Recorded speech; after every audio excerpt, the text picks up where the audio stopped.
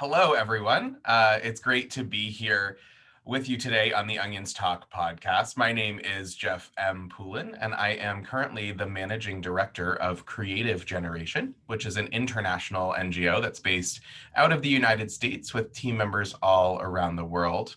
And we focus our work to promote thriving communities and a more just world. And we do that by inspiring, connecting, and amplifying the social change work of young creatives and those who are dedicated to cultivating their creativity.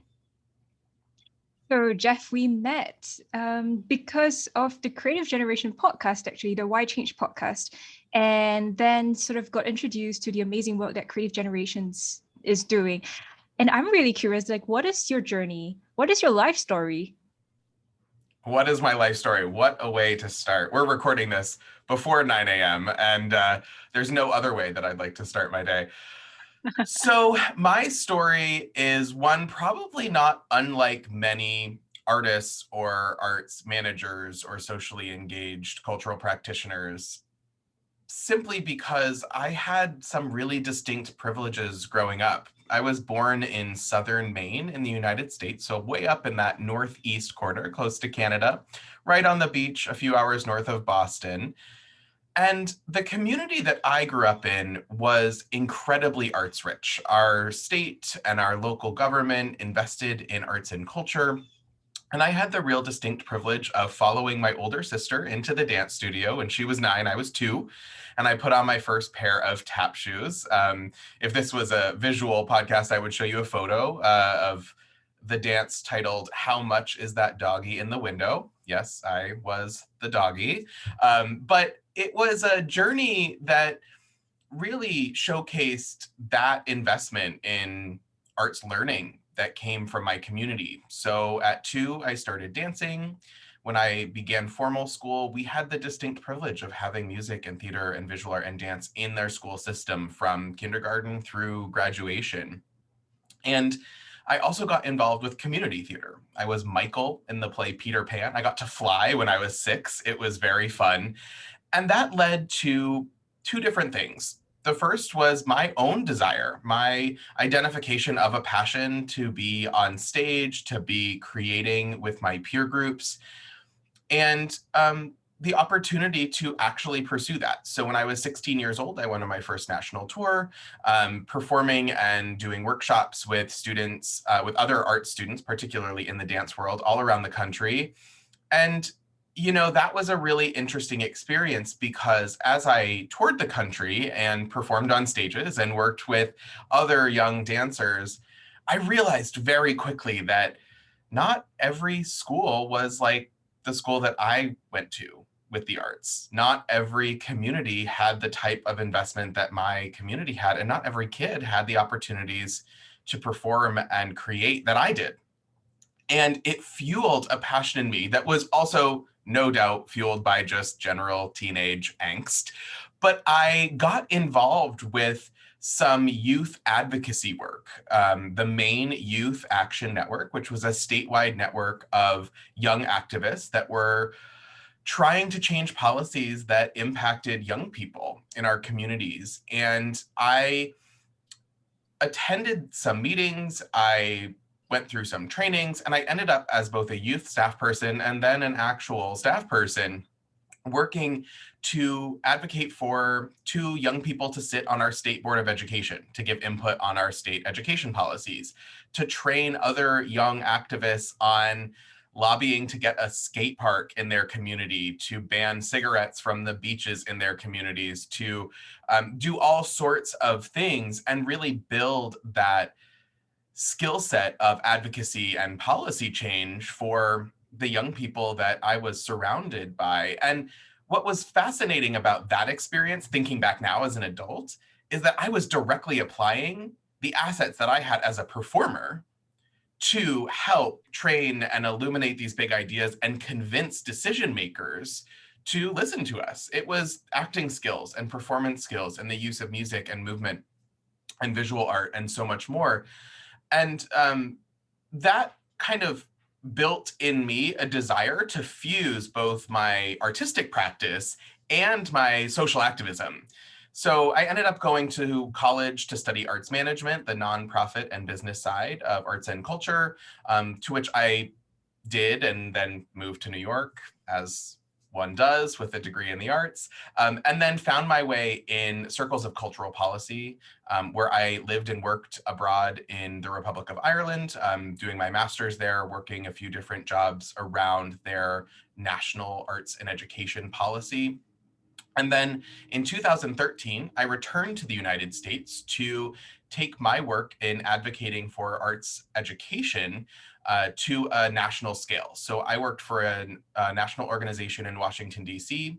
that lobbied both the Obama administration, the US Congress, as well as our state and local governments around the country to secure equitable access to arts education for America's learners. And that built an incredible network. We oversaw some really transformational change in passing a new federal education law that was very arts friendly, state policies that embedded the arts within education, as well as local initiatives in cities from Seattle to Orlando and my hometown of Portland, Maine, to Los Angeles. And that was a really, really incredible experience and a true testament to the power that teaching artists and arts educators and young artists and arts administrators have to affect real, substantial, lasting policy change that can amplify or maybe even hurt in the wrong set of circumstances the arts in any government. And that really taught me about the possibilities. So in 2019, I left that work, returned back to my roots. I started teaching. I actually teach arts education and leadership and policy to arts management students in master's programs at two different universities. And I founded Creative Generation, which is taking the real principles of that work, working with a collective of artists and educators and activists from around the world to help build capacity and document learning for all types of stakeholders within our field. And that is where we sit today. Wow, that's a lot. I'm actually not very well versed with American politics, but was there a sort of category within the administration that allowed youths to voice their opinions and to actively change policies? That's an interesting question, and it certainly changes based on time period, political party affiliation, and so much more. I would say, much like the public opinion about arts and culture, most Americans believe that young people should be a part of decision making. I don't have an actual study to back this up. This is total conjecture, but I would say that most people do. However, our system is inherently ageist. You can't vote until you're 18. You can't participate civically in a number of processes that we have in place until you are the age of the majority. And that is problematic. So in our systems, though, we have a lot of infrastructure of national associations, advocacy bodies like the Maine Youth Action Network, of which I was involved in, and other bodies that are out there that do promote youth civic engagement and create those pipelines. So, a young person who's 16 years old may not be able to vote, but they can certainly go testify to the legislature about the way that a certain policy impacts their life.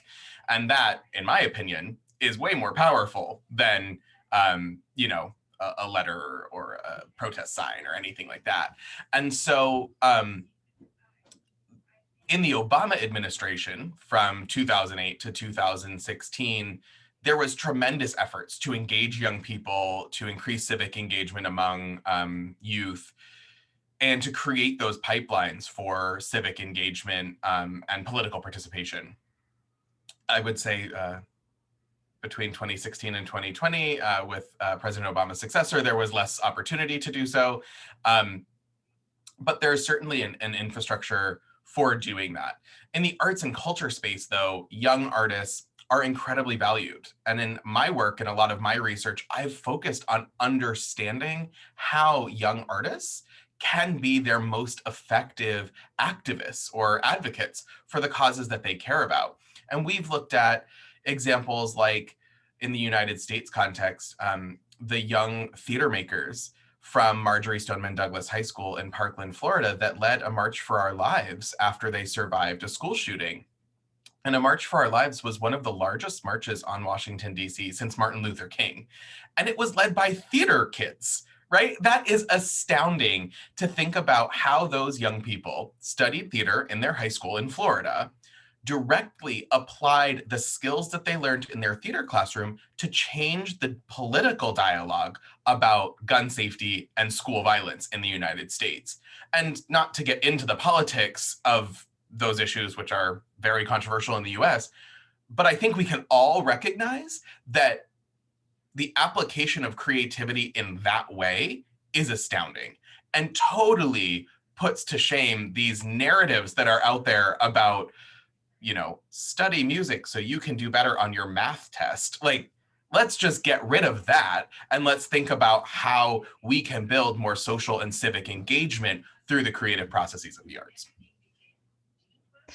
This is a super interesting perspective, also because I come from almost another extreme at the other end, growing up in Singapore where, advocacy work or these kind of demonstrations, any sort of like conversations that are super political, that's just not really allowed. And a lot of times we end up self-censoring.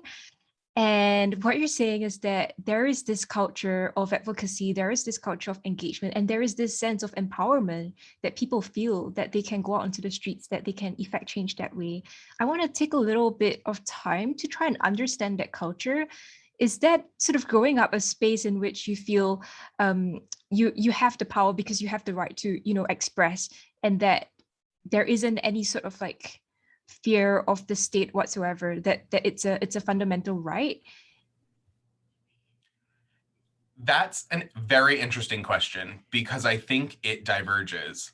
On paper, it is a fundamental right. The American experiment is based on the participation of everyday citizens in the political process, whether that be electing your representatives to legislative bodies, whether that be engaging with the political process through testimony or letters or protests, and that's a whole spectrum of engagement. But I would say that I come from pretty extreme privilege in first understanding the laws and my rights and understanding the process and how to engage. Many communities do not have that same privilege. Working with artists and students and community organizers around the country, many don't realize that they have the right to share their expertise. Not talking about broad politics, but keeping it pretty focused on arts and culture, I'll share an example. I work with teaching artists all the time, artists who teach people in their communities, mostly young people. How many teaching artists do you think are in the United States Congress? There's 435 members. 50? 50? Yeah, there are zero. There's exactly zero. There are none. So those people are charged with making the policies, whether it be about funding arts and culture, funding education, passing, intellectual property rights for curriculum that's developed, passing tax code about how much these individual teaching artists pay in their income tax each year. They have all sorts of decisions that will directly impact this population of teaching artists all over the country. But none of them are teaching artists, so they don't know the trials and tribulations of being a teaching artist. So I would argue that it's our professional responsibility to inform them. Many of them believe that teaching artists are very important. They understand the impact of our work and they want to help. But if they don't know how to help, they can't actually do it. So we have a certain responsibility to participate in that process, to give the input, to make the asks for what we want that will ultimately help us thrive in order to maybe see that come to fruition. Now, again, those decision makers have to balance lots of things. No doubt right now, funding COVID recovery, funding, infrastructure building that we lost over the last several years and so forth is of the utmost importance. So we may not get everything we want. There is a balance to be struck, but we have to ask. We have to be the ones to inform them about what it is that we need, which is why the American experiment is really dependent on that politically engaged process. Now, I would be remiss if I didn't talk about the overlaying implications of things like race and socioeconomic status and class and so much more, because there is very clearly in the United States a different way that political engagement is handled for, white, cisgendered, heterosexual, affluent men than there is for our Black and Brown communities, our Indigenous communities. I mean, you look at some of the horrific examples of how protesters for Black Lives Matter have been treated, or how protesters about Indigenous culture and land rights have been treated at the hands of the state. And so I think that there's a huge divergent culture in the way that political engagement, particularly artistic political engagement, is handled. And so I think that in order for us to move forward, to truly be intercultural, to truly be multi-generational, to truly work together to honor diverse cultures, authentic teaching and learning opportunities, and progressive community work, that we have to work together, which certainly takes a lot of internal work and commitment and a very, very strong moral compass in order to navigate those systems. Because, at the risk of sounding in any way not humble, I could certainly advocate for myself using the tools and privilege that I have and look out for only myself. But that's the wrong thing to do. The right thing to do is to work together in community with a ton of different people from all diverse backgrounds and walks of life in order to, raise everybody up. What does that say? The rising tide lifts all ships. That we want to really bring everyone along and use our privilege in ways to help everybody, rather than just ourselves, and specifically help those who are facing those real systemic barriers. Thank you for addressing all that. So how are you doing that through Creative Generations? Certainly, that's a big question. So Creative Generation, to give a little bit of history, began as a research initiative. As I said, in 2019, we had a lot of really big questions, and we got working on those questions. We wrote papers, we presented at conferences, we traveled the world. And pretty early on, that started to get some attention. So we actually had a very generous anonymous funder that provided a little bit of seed money for us to take everything from theory and look at it actually in practice. So we ended up conducting about 30 case studies in 24 nations to understand specifically how young creatives were tackling social change, how their adult allies, like those artists and educators and community organizers, were supporting young creatives in tackling social change. And then what were the kind of systems that we end up calling the very strict systems that could either enhance or restrict this type of work, and what might need to change in those systems. And from there, we posed some pretty bold paradigm shifts about our practice. How do we more deeply engage arts learning with civic engagement? How do we shift the focus of cultural institutions to be more that of civic institutions? How do we change the very strict structures of funding, leadership development pipelines, certifications, things like that, to better enable this vision of sort of creative social transformation? And that's where things started to grow. Those questions fueled organizations and individuals connecting with us, saying, yeah, we too wonder about that. Let's do it together. And very slowly, we took on small projects that answered little bits of these really, really big questions. And out of each of them, we shared a commitment to not only build capacity so that when we were done, the organization could continue that exploration of that work, but to also commit to the learning and documentation so that what we learned in, say, that 4-month project, the rest of the field could understand our process and its outcomes and carry the work forward, right? We don't believe that we should hoard knowledge or power or resources, but instead we really have a responsibility to spread it out into the world. So over the course of about 2 years, through the pandemic, we chipped away at those really big questions through about 60 projects. And now we're at a point where we're finding some really big transformative solutions. And we're putting together the knowledge that we learned in order to help advance the field in their understanding in their application, and so much more. So we do a lot of thinking in the abstract. What is it? What are those universal truths that we learned in this one project in one city with one group of people that can be explored by others? And then what are those examples? Because we really believe that there's a connection between understanding really abstract concepts, understanding how they get applied, and then truly being inspired by people who are doing that work. There's so much that we can learn from each other peer to peer that we want to foster those connections.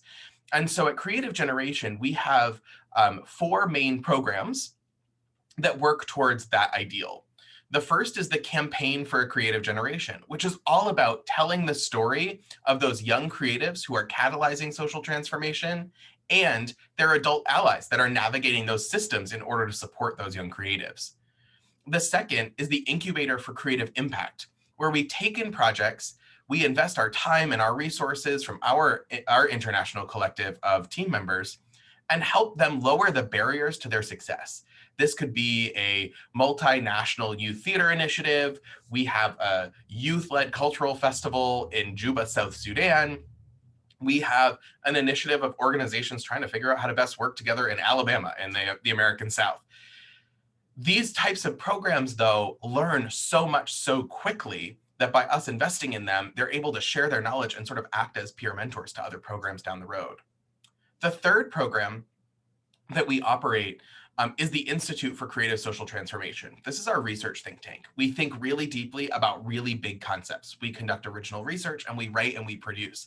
So we spend a lot of time with people elevating that community-based knowledge to amplify those sort of universal truths that can be applied broadly all around the world.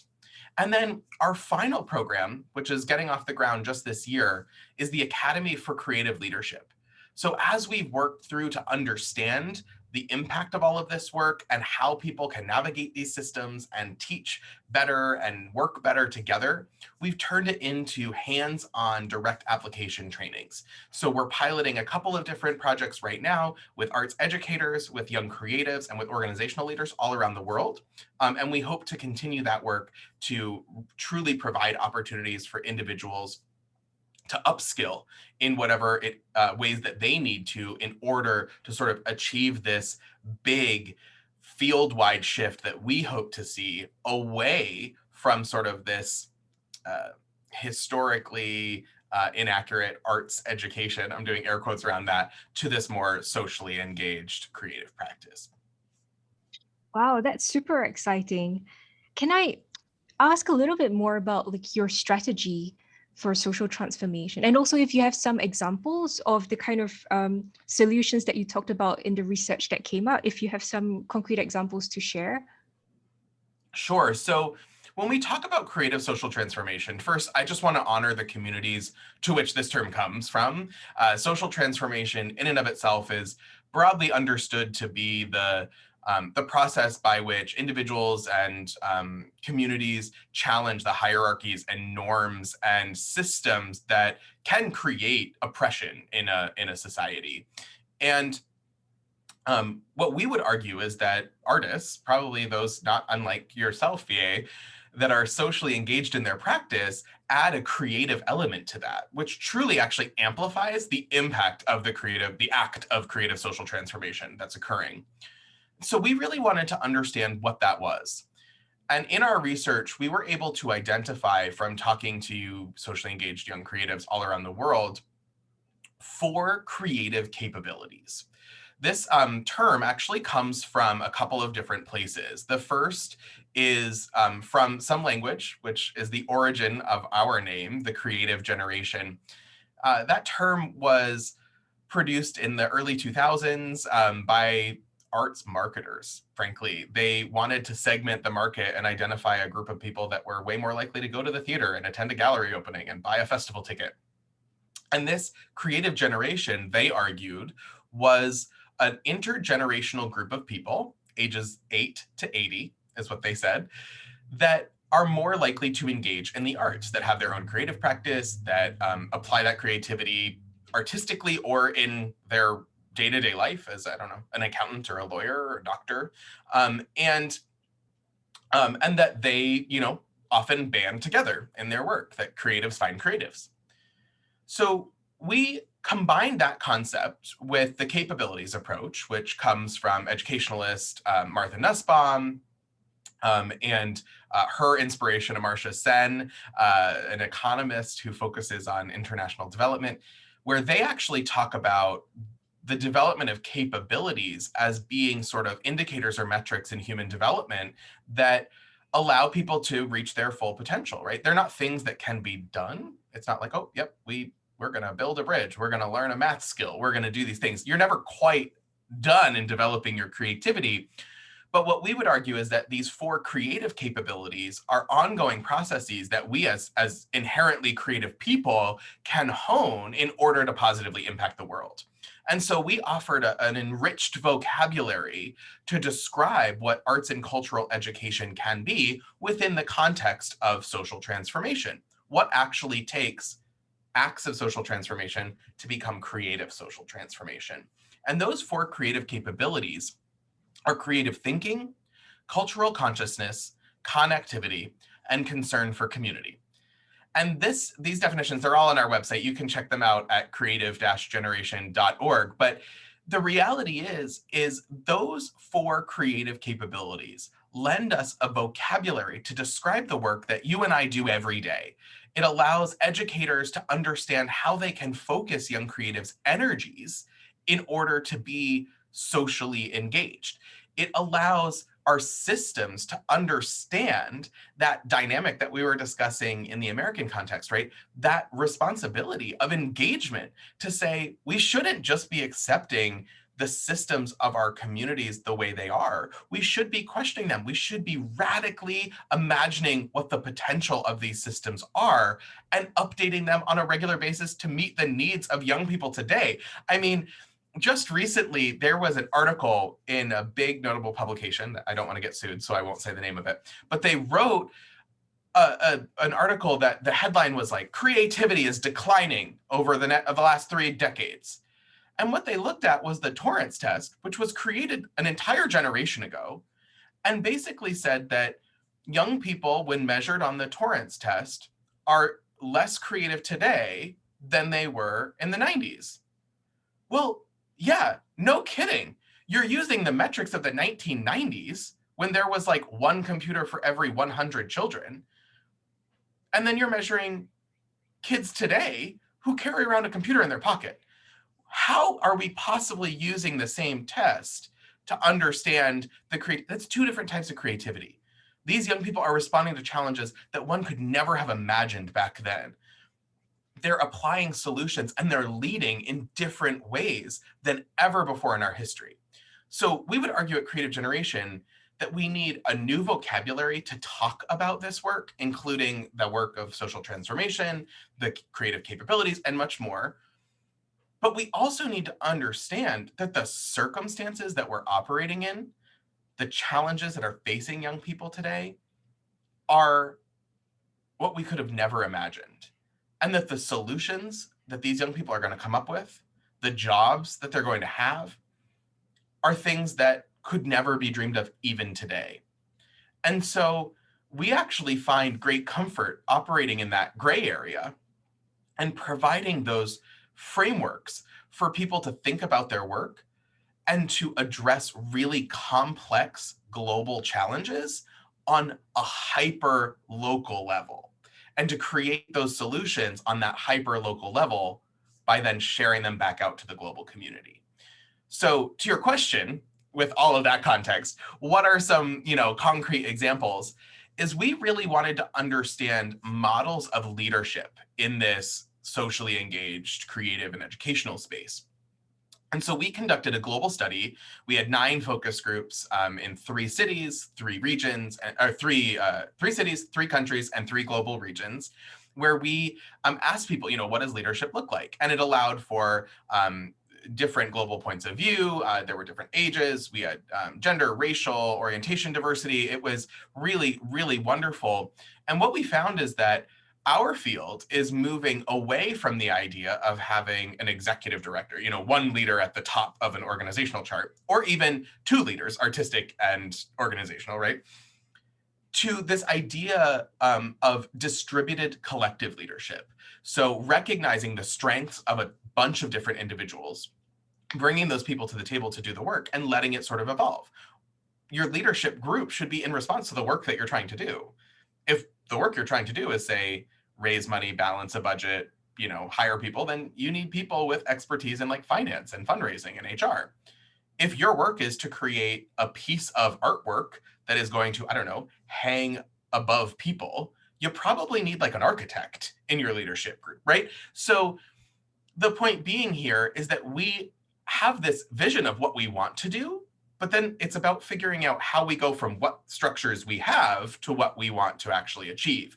So we created a process from listening to these 250 people over the course of a year to help individuals walk through what we call 4 inquiry-based processes in order to shift their own personal perspective, their team perspective, and their organizational perspective to reach that ideal of that distributed collective leadership. And there's lots more that you can read. You can watch talks, you can read blogs about this. But in short, those 4 creative processes are based in sort of critical reflection and unpacking the circumstances that one, lived in our past lives. But first, the process is about unlearning, really questioning the systems that got us to where we are today, about navigating the current structures that we operate within, whether that be funding or finance or, human development or whatever, about bridging from ourselves to other people, our sector to other sectors, looking sort of beyond the exact work that we do, maybe in arts and culture or in education. And then lastly, it's about holding tension, which goes back to what I was saying before about living in that gray area. At our core, we straddle the arts and culture space and the education and human development space.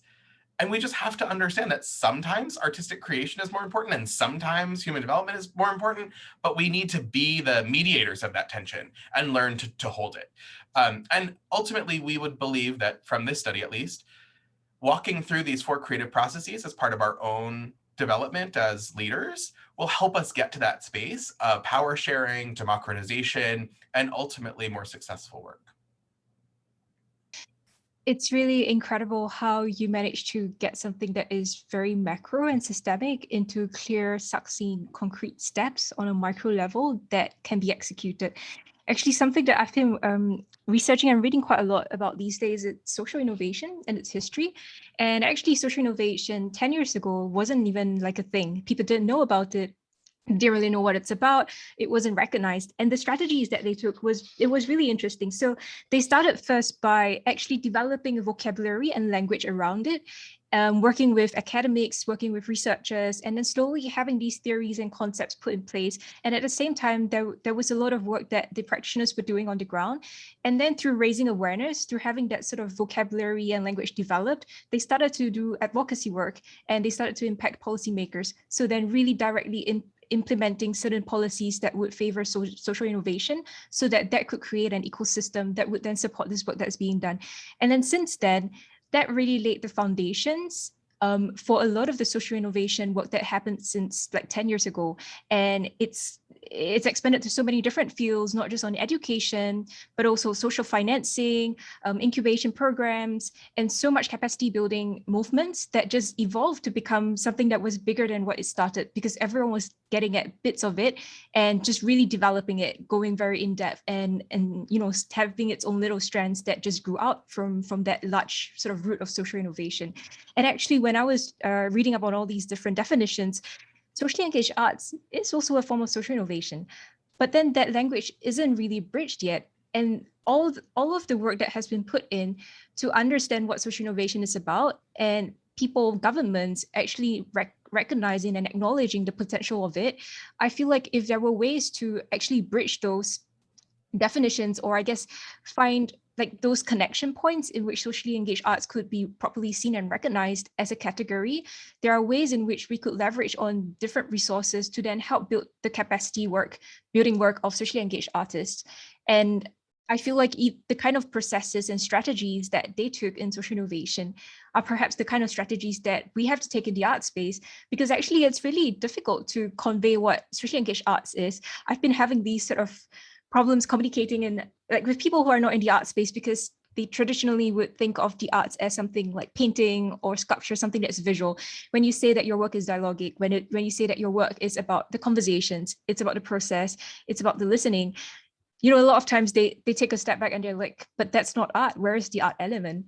And you know, how do you change the kind of mindset? How do you change that culture? So I find like all these really interesting on a strategic and macro level. And then sort of back down to creative generations and your entrepreneurship journey.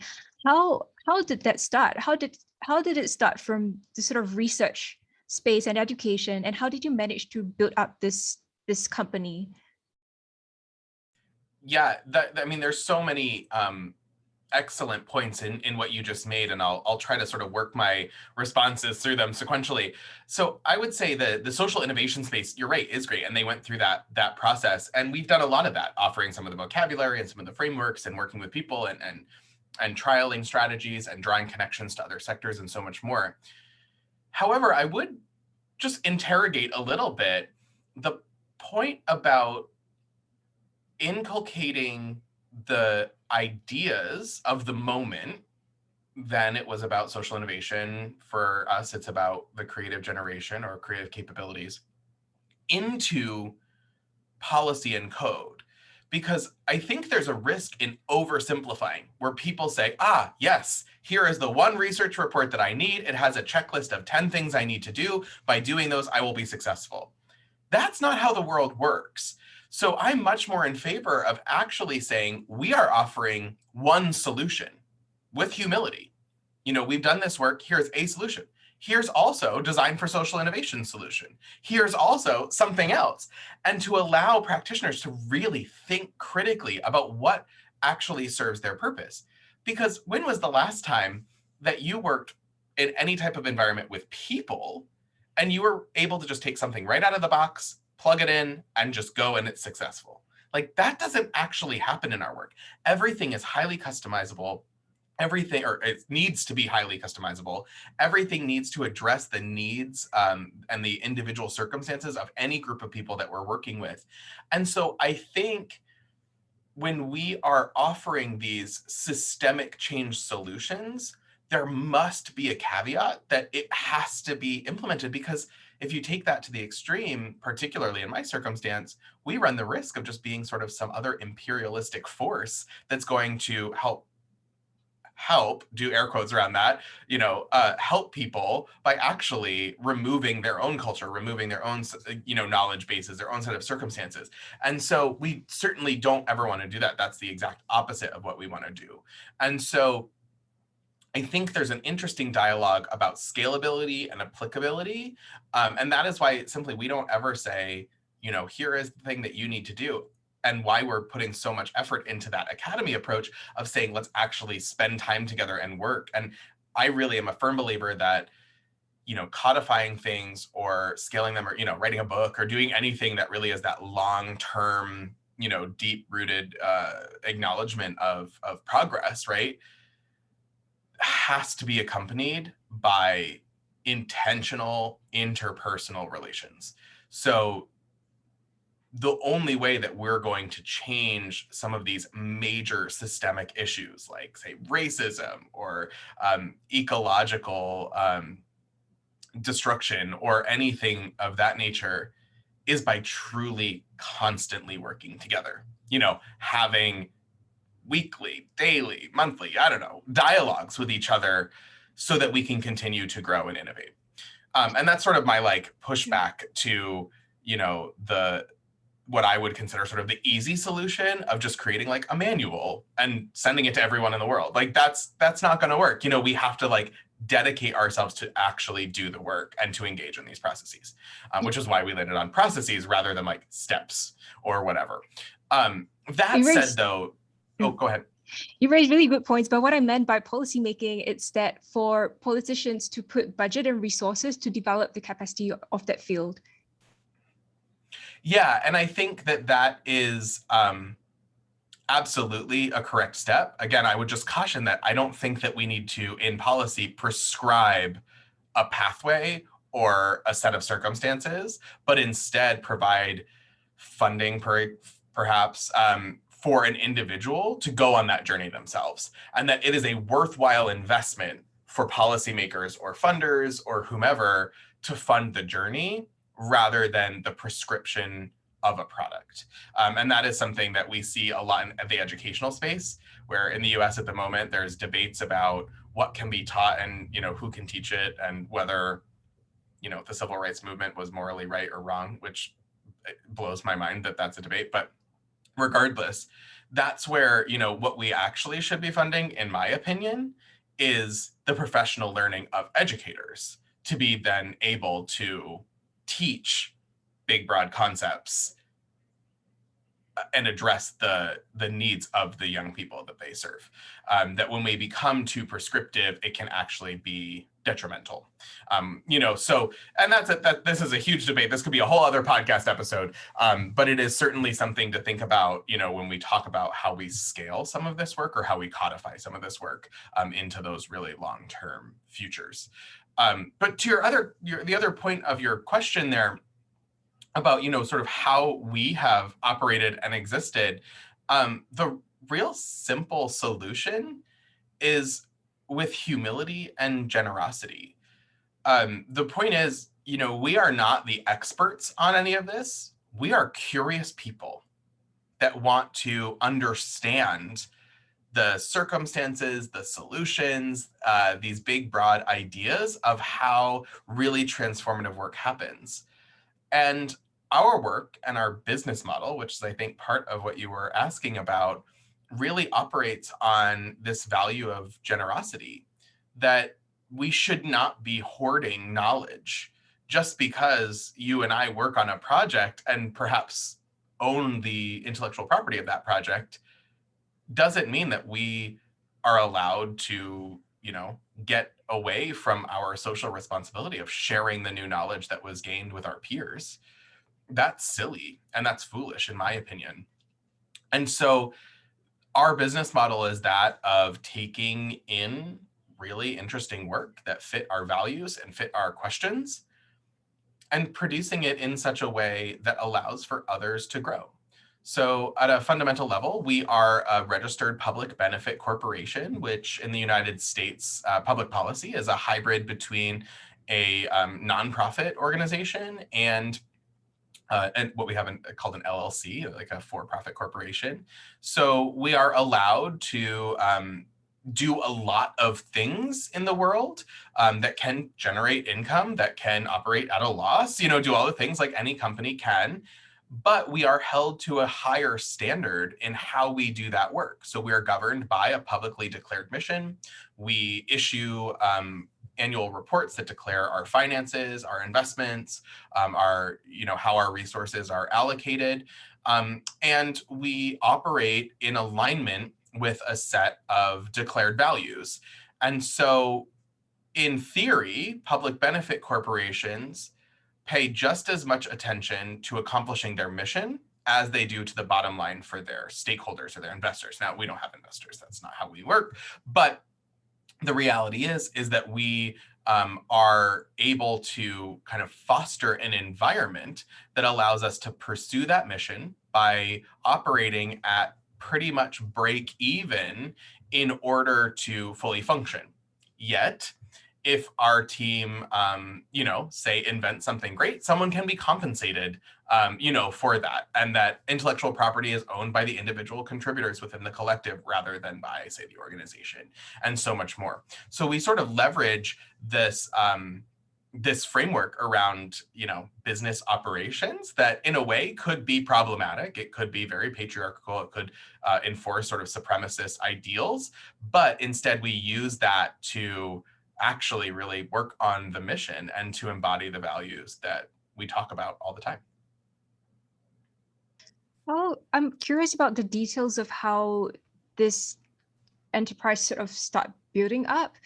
From when you got the seed funding, and then did you work with someone else, or were you sort of finding out these structures and what was the best structure to register it as? Like, was all of that a journey that you just independently went through?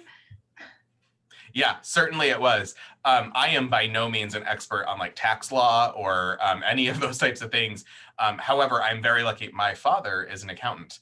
And so as we started to grow and, like I said, we're a research initiative. So it started as a group of white papers, and we took opportunities to share that. Then there was,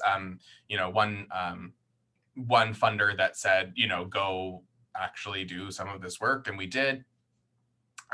As we started to earn money for different projects that explored elements of those big questions, as I was talking about earlier, we're based in the United States, working all around the world. Tax codes are complex. So the advice from my father, the businessman accountant, said, you must incorporate in order to protect yourself so that at the end of the time, you don't get yourself into financial trouble. And so we actually explored what model works for us. So we also have an American nonprofit, a foundation that is attached to us for the projects that we incubate. So they each have accounts within the foundation so that they can raise capital. It has nothing to do with our budget, the payment of our staff. It's truly for their projects.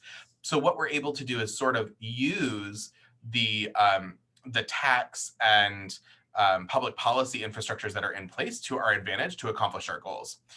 What it means is sometimes a lot of paperwork and a lot of reporting and things of that nature, but then we also have the ability to, say, raise money for projects in communities around the world. We have the ability to not get in trouble with the tax guys in the United States, and so much more. However, I think one of your question is around scalability, that truly the operation has been original research led to small projects, which led to medium-sized projects, which are now turning into really big projects. And that funding allowed us to go from one person to a trio to a collective of 5 and then 7, and now we're up to 16. And so some of the people that we work with are long-term and oversee parts of the organization. So we have an organizational communication strategy. We have an organizational research approach. We have organizational learning design approaches, and so much more. But we also have people that work explicitly on projects, so that come in because of their expertise in, say, human rights, or their expertise in training and leadership development, or whatever. And but we are a collective, so no one is full-time. We adjust our time allocations to our collective work on a quarterly basis. We all have other things going on. Like I said, we're artists, we're educators, we're community activists. So we have people who are working visual or performing artists. Our director of research currently is about to host opening night for a community theater production. Our director of community engagement showcases her art at local, art fairs and festivals. We have arts administrators, people that work half-time for us and half-time with their local arts funding council. And what it does is it allows us to work smarter, not harder. We all have certain skills that can contribute to these projects. So when a collaborator comes forward and says, oh, we really want to do this thing, but we need someone who can develop curriculum, we need someone who can oversee research, we need someone who can graphically design the, handouts, or, whatever the playbook that comes out of it, we're able to do that by working together. And so we bring our expertise to the table and are able to accomplish these really big goals because we share a set of values, we share those same questions, and we share the beliefs in what we're doing. And again, we don't take on any projects that don't align with those values and those goals and that commitment that I was talking about before, that humility and that generosity of sort of sharing things back out into the world. And what we have found is over 2.5 years, that generosity ends up building the next thing. So 2 or 3 projects wrap up and we identify a theme. So we introduce those people and it becomes this next big project that everyone wants to work on. And all of a sudden we're seeing major organizations in Australia and the UK and the US work together. We see connections between people in Kenya and Auckland and Bangalore get in conversation and dream up ideas. And whether we help them with that or not, it doesn't matter because our goal has been accomplished in driving that work forward. So we've been very lucky in the sense that the work has come, it's aligned with our ideals and our projects. a theme has sort of been developed, which is fascinating to just observe, and that we all, are able to get paid and make a living and do work that we love doing. How did these opportunities and projects come at the beginning? Could you sort of like elaborate a little bit? I'm just asking this because I think there are practitioners out there who have their practice, but find it very difficult to transition into something that's financially sustainable. And I just want to get to the nitty-gritty parts of like how exactly these opportunities, these like commissions or projects come about that could then build up to a larger sort of sustainability. Sure, I'll just be very, very honest with you. In a lot of my work and also other members of our collective, we were very publicly facing in our work. So people knew us. And so when we, started doing these things and, I don't know, on LinkedIn or, Twitter said, we're interested in this. Are there 4 or 5 organizations that would like to be case studies, that we could really look into the work that you've done or whatever? People respond. People, have wanted to work. So we're very lucky in that sense. And I would just want to recognize that from the top that, we've had strong networks that we're able to tap into. But in the abstract, our work comes in 3 ways. And I'm going to just be very honest. One is through calls for proposals. Organizations, whether it be government agencies, nonprofit organizations, big international associations, small, little businesses, often issue public calls for people to collaborate with them. Sometimes they say we need a partner to do a research study. Sometimes they, say we're looking for people to provide a training. What we've become really good at with that set of work is saying we too want to do whatever it is that you're looking at, but the way that we would do it is in this fashion, which falls into alignment with our goals, our big questions, and so forth. And oftentimes that's a tremendous value add to our collaborator. They just don't know what they don't know.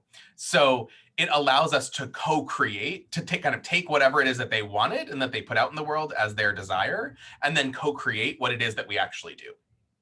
The second body of work that we end up doing are true co-creations with organizations. So sometimes that is an organization that we've worked with before, or in this case, right, someone who's like on the podcast and they're like, oh, I learned what you all do. Let's have a conversation. And then a question ends up being developed and we figure out how to do that work together. And sometimes that has manifested as being a project that, because of some set of urgency, has to be done the next day and we get going really fast. Sometimes it's something that comes around. I was on the call yesterday with someone who we worked with like 2 years ago, and they said, how we said that we were always going to work together again? Here's the opportunity. Let's talk about it. And they were presented with this thing. They knew that we were the collaborator to work with, and we dreamed up a project. And then the third thing, and I will just be really, really honest with you, it happens over alcohol. People end up talking, having a glass of wine, sharing ideas, and then all of a sudden, on the back of a napkin, we say, wouldn't it be cool if there was a study or a training or a project, that did these things? And then slowly the people figure out how to do it. And that has happened on a number of occasions where truly people like you and I will sit there and say, the biggest challenge that we have is X. And you have a glass of wine, you have some crazy ideas, and one of them, a light bulb goes off and you're like, but we could actually do that. That's a reality. And then, you figure out how to do it. And the reality is within creative generation, all of those things happen. Some come with lots of money, some come with some money, and some have no money at all. And what we have become pretty good at is working on enough projects that the ones that have a ton of money, we're able to use that money and spend it effectively, and then parlay those resources, not the actual dollars, but the staff time, that we are sustained enough that we can say, well, you know what? There's this project over here that there's no money for it, but it's a really, really important thing. So what we're going to do is we're going to pay ourselves the same, but we're all going to commit to every Friday morning. We're going to work on that for the next 6 months.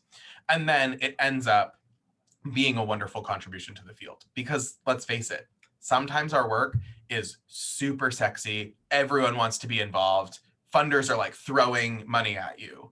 And other times, it's just like that sticky situation, that problem that has to be solved, that is not attractive at all. It's really hard. It's really complicated. But if you just dedicate a little bit of time to it, you could actually solve the problem. And so we, as an organization, make some pretty strategic decisions about how we earn, how we navigate our earned revenue projects and how we navigate our investment projects. We treat them all the same. It's the same commitment, the same level of rigor, the same values, but sometimes it is sort of a balancing act to figure out how we can do what with the resources that are available. It does also sound like being with the right people at the right setting does play a big part of it. And that is where the sort of social capital really comes into it. And this then brings me to this point that I picked up in what you were sharing that Creative Generations is doing, which is a social investment into young people to then build up their capabilities. Could you elaborate more about like what you're doing right now to support that? Absolutely. So we work with all sorts of people. Our average age of our staff is 28. So that's pretty interesting, I think, as we talk to people that they don't realize. But one of our greatest assets is like not being locked down by the things, doing things the way they've always been done. And I'm doing air quotes around that again, because oftentimes it's very easy as practitioners, particularly researchers and others, that we can just have done something successfully once before and just replicate and replicate and replicate. And that is absolutely not our goal ever. And being young people, we have the agility to think outside the box. We haven't, found ourselves locked into those situations. That said, we really invest our time in what we talk about as cyclical mentorship. So the idea that everyone has opportunities to learn and everyone has opportunities to teach. I think the way that Jordan Campbell on our team wrote it in his article, he said that there's a question asker and an answer giver. And what we're really good at is kind of flipping that and, being able to learn from each other by being the question asker and other times, being the expert, the answer giver. And what started as investment in young people telling their stories is we work with youth all around the world that have done incredible work, and we help them tell their stories by lowering the barrier. Maybe they're writing for their first academic journal, and we help them through that process because that's a very strict system that is unnecessarily strict. But we're able to use our expertise to help them get through that process so that they can become a published author. Other times we use our platform of the podcast or the blog or whatever it is to help tell the story. So that's sort of our like lowest touch point with young people. Then in the incubator, we work almost primarily with projects that are just getting started by younger practitioners. So where they say, I have this wonderful idea. I just have never led a research study ever in my life. And that's the first step. So help me get through that first step so that I can take the idea to fruition. And we will say, absolutely, and work on that. And sometimes it's kind of funny because I'll be like, we're going to do a global study in 2 weeks. And you're like, no, you're not. That's absolutely not going to be successful. We need more time. And here are some examples of what we've done in the past and what other people have done and how we kind of work that forward. So the incubator is a big investment in younger practitioners that are in sort of those leadership roles or that are catalysts for that change. And then we have some really distinct programs. So this summer, we have been doing a summer residency program where we're working really in depth with 4 young practitioners that have come to us that are working within the ranks of Creative Generation. So we have people focused on communications and content development. We have someone focused on operations and financial support. We have someone focused on research and learning and research and documentation. And these are designed intentionally based on some research we did about the future of internships and what that looks like, and following some best practice, challenging some standing norms and so forth. And the residency program is divided into 3 components. So the residents spend a third of their time learning. So we put together sort of a curriculum to explore the ins and outs of some of our work, of other best practices in the field, learning from other key change makers that are out there that have advice to give. They spend a third of their time doing, where they're working actively on projects, they're writing articles, they're conducting research, they're working on our internal systems, on our communication strategies, so much more. And then they're doing a third of their time leading, where they actually lead some of our internal professional development, sharing expertise that they have from past experience, They are also leading individual capstone projects, that they're taking on a project for 10 weeks that they are leading and we are following, helping them do it. So they're maybe developing a research method that came from another project that we did. Maybe we have someone that's developing our internal kind of research on a structural thing. We have someone who's really working on telling the story of some of our closest collaborators in a video content context.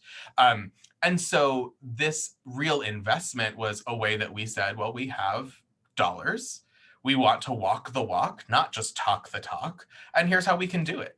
And it's been a tremendous success, in my opinion. We haven't received the evaluations yet, but I think it's been a tremendous success halfway through. That's great. I'm quite aware we're towards the Neurophile time. So I've got one big question. If there is something that someone could do to create change in this world, what would it be? Listen and don't be afraid to act. And those I know are two sort of polar opposite things. But I think we live in a world where some people feel so much urgency about what they're observing that they act first and listen later. And that's not necessarily the most effective strategy, in my opinion. I really think that we owe it to ourselves, to our peers, to our community, and to the world to listen, because the solutions that we seek to find have likely been implemented somewhere else. So the urgency and the pressure to reinvent, to reimagine, can be lessened by working together and listening first. But I couple that with taking action is essential. We're surrounded by people that are bound by inaction. They're overwhelmed. They don't know what to do. They don't think that their voice matters. And if we all just took one step of action, I think the world would be a better place. In the US right now, people talk about microaggressions, small acts of racism, of oppressive attitudes, of white supremacy that really harm members of our communities. In a recent podcast, I was talking to someone where they were talking about micro progressions. So what are those things that you can do every day that are very simple? Recycling, is the micro progression towards tackling climate change, right? Donating money is a micro progression towards income inequality, right? These little things that we can do every day. And so I know that some people may be super concerned about really, really big, global, complex challenges, but I would really encourage people to listen and learn and then take action about those little things that you can do day after day that slowly chip away at these really big, complex challenges. That's what we've done at Creative Generation, is we said there are massive, massive challenges that are facing the next generation. There are creative solutions that are being done now. Let's ask the questions and slowly interrogate, document, collaborate to figure out what those solutions are, little bit by little bit by little bit. And here we are 2 years later, having uncovered some pretty big solutions, having uncovered even bigger future questions, but we've built a community of people that are slowly moving towards that ideal. And I think we can do that all on our own individual level every single day. Would you say that this was a process that you personally went through, like receiving, understanding that there are all of these big structural systemic problems that's global, and then really trying to break that down bit by bit, and then getting to the steps that you can work on to change something? Yeah, I mean, I will be really honest with you. I've definitely been the person who acted too fast and didn't listen. And I've definitely been the person who was absolutely couldn't take action because I was too overwhelmed. I think that I've gone through my own learning process, and I think people can learn from that. And I say that with all humility possible. But I also think that everyone has to go through their own learning journey. To what I was talking about earlier, there isn't a step-by-step guide.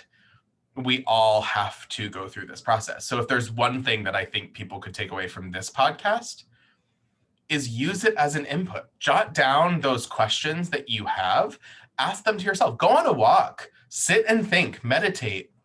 I don't know, it's summer where I am. Go float on the river, and actually think about this.